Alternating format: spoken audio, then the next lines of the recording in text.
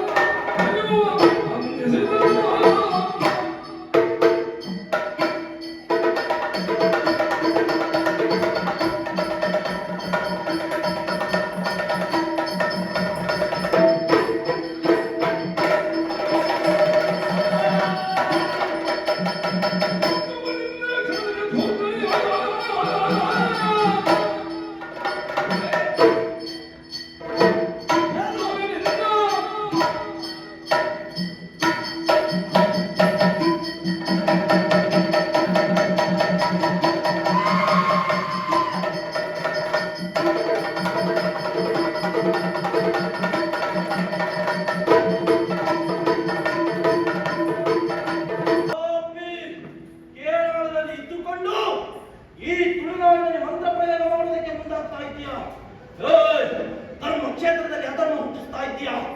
ಧರ್ಮ ದೇವತೆಗಳು ಬಂದಿದ್ದಾರೆ, ಅಧರ್ಮವನ್ನು ಹೋಗಲಾಡಿಸುವ ಧರ್ಮ ಗುಳಿಗ ಬಂದಿದ್ದಾರೆ. ಕೊಡುವ ತೆಂಗಿನಕಾಯಿಯನ್ನು ಅಡ್ಡೆ ಕೊಡ್ತೇನಲ್ಲ, ಮೊಣೆ ಅಲ್ಲ ತೆಂಗಿನಕಾಯಿ ಕೊಡು. ನಾನು ಹೋಗುವಾಗ ನೀವೊಂದು ಅಡ್ಡಗಟ್ಟಿ ಈ ನನ್ನ ನಿಂದು ತೆಂಗಿನಕಾಯಿ ಕೊಡು ಅಂತ ಹೇಳಿದಲ್ಲ, ಕೇಳುವ ಜನ ನೀ ಆಡ ಕೇಳುವ ಜನ ಯಾರಂತ ಗೊತ್ತಾಗಲ್ವಾ? ಆರ್ಭಟದಿಂದ ಬಂದಂತ ಶಿವದೂತ ಕೂಲಿಗ ಎಂತ ಕೂಲಿಗ ನಾನು ತಗೊಂಡು ಆಯ್ತು ಗುಳಿಗೆ ಕೊಡ್ತಾನೆ ಗೊತ್ತಾಗ ಅಚ್ಚ ನಿಂದಿನ ಆಡು ಮರ್ಯಾದೆಲ್ಲ ಕೊಡು, ಇಲ್ಲವಾದರೆ ನಿನ್ನ ರುಂಡ ಬಿಡ ಬೇರೆ ಮಾಡ್ತಾನೆ. ಬಚ್ಚಿ ತಿಂತಾರೆ ನೋಡಿ ನಿನಗೆ ಬೇಡ ಈ ಪೋ ಎಂತ ಪೋ ಹೋಗುಲೆ ಹೋಗ್ಲ ಇನ್ನ ಪೂ ಮಾಡ್ತಾನೆ ಬಾ.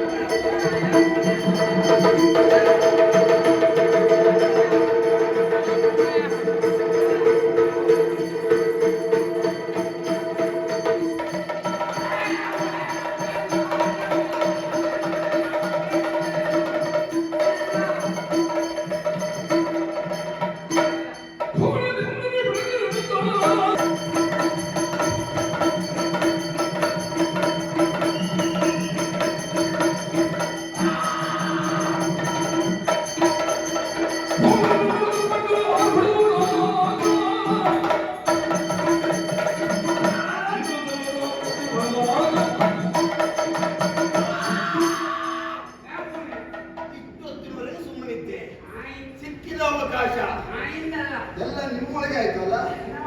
ಮನಸ್ಸಿಗೆ ಬಂದ ಹಾಗೆ ವ್ಯವಹರಿಸ್ತೀರಿ. ಯಾವುದು ನೀನೇನು ಮಾಡಲಿಲ್ಲ, ಅವನಿಗೂ ನೀನು ಸೇರಿಸಿ ಮಾಡಬೇಕು, ಹಾಗೆ ಸರಿ ಆಗ್ತದೆ.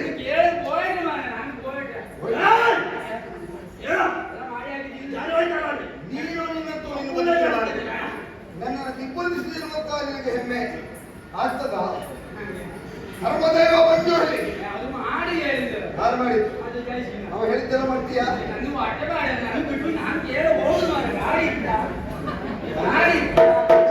ಬಿಟ್ಟು ಸಾಯ್ಬೇಕು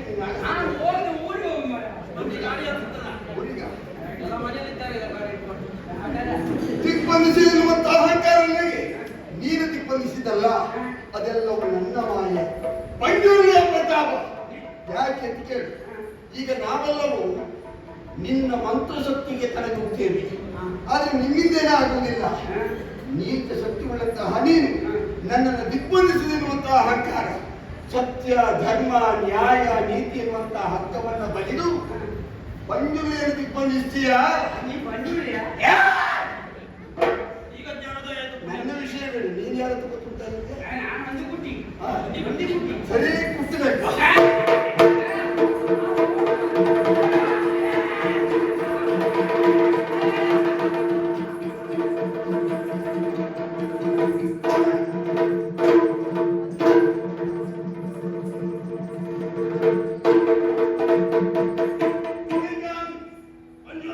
ಇದೆಲ್ಲವೂ ನನ್ನ ಮಾಯೆ. ಯಾಕೆ ಈ ನಾಡನ್ನು ನಾಶ ಮಾಡೋದಕ್ಕೆ ಬೇಕಾಗಿ ಇಂತಹ ದುಷ್ಟರು ಅದೆಷ್ಟೋ ಇದ್ದರು ನನ್ನ ಬಳಿಗೆ ಅವರನ್ನ ಕರೆಸಿಕೊಂಡು ಇದೇ ರೀತಿಯಲ್ಲಿ ಮರ್ದನ ಮಾಡಬೇಕಾದ್ದು ನನ್ನ ಕರ್ತವ್ಯ. ಯಾಕೆ ಅಧರ್ಮವನ್ನು ಹೋರಾಡಿಸಬೇಕು, ಧರ್ಮವನ್ನು ಸ್ಥಾಪಿಸಬೇಕು, ಪಂಜುಲಿಯ ಪ್ರತಾಪವನ್ನು ತೋರ್ಪಡಿಸಬೇಕು ಅಂತಾದ್ರೆ ಇನ್ನೂ ಅವಕಾಶಗಳು ಬೇಕು. ಅವಕಾಶಗಳು ಕಡಿಮೆ ಆಯ್ತು. ಹಾಗಾಗಿ ಇಂಥ ಅವಕಾಶವನ್ನು ಬಳಸಿಕೊಂಡಿದ್ದೇನೆ. ಇನ್ನು ಮುಂದಾಗಬೇಕಾದಷ್ಟೇ. ಈ ನಾಯಕರಾಗಿರುವ ನನಗೊಂದು ಸ್ಥಾನಮಾನವನ್ನು ಕಲ್ಪಿಸಿಕೊಟ್ಟಿದ್ದಾನೆ. ಹಾಗೆ ರಘುನಾಥ ಸಂವಿಧಾನದಲ್ಲಿ ಇನ್ನು ಮುಂದಕ್ಕೆ ನೀನು ಕ್ಷೇತ್ರ ಪಾಲಕರಾಗಿ ನೆಲೆಯಾಗಬೇಕು. ನಂಬಿಕೊಂಡು ಬರುವಂತ ಭಕ್ತಾದಿಗಳನ್ನ ಬೆಂಬಿಡದೆ ಕಾಪಾಡುವಂತ ಮೂಲಕವಾಗಿ ಆಯುರ ಆರೋಗ್ಯ ಸುಖ ಶಾಂತಿ ನೆಮ್ಮದಿ ಸದಾಚಾರ ಕೊಟ್ಟು ಅನುಗ್ರಹಿಸುವುದಕ್ಕೆ ಬೇಕಾಗಿ ಧರ್ಮ ದೈವ ಪಂಜುಲಿಯಾಗಿ ಇಲ್ಲಿ ಸ್ಥಿರವಾಗಿ ನೆಲೆಯಾಗಿ ನಿಲ್ಲೋಣ.